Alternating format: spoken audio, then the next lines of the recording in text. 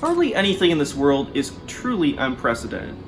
As Americans are dealing with business closures, canceled events, and social distancing, many are starting to think back to another pandemic that took place 100 years ago. The Spanish flu in many ways was overshadowed by the Great War, World War I, but it was a transformative world event, certainly for those who lived through it.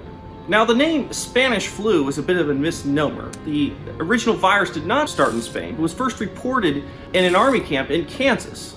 After the outbreak at the army camp, the disease spread across the entire world.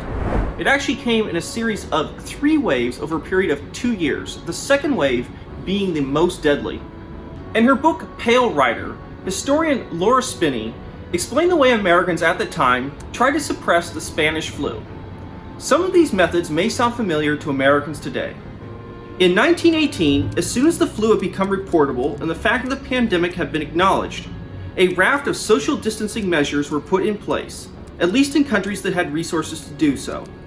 Schools, theaters, and places of worship were closed. The use of public transport systems was restricted, and mass gatherings were banned.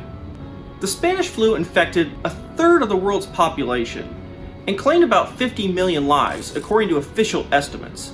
However, those numbers may be even higher. Despite the devastation of the flu and the war, the United States recovered quickly. The miserable 19 teens were followed by the roaring 20s. Hopefully, our own pandemic will come to a close soon, that the measures we've taken to both clamp down on the spread of the virus and then reopen the American economy leads to a roaring decade of our own.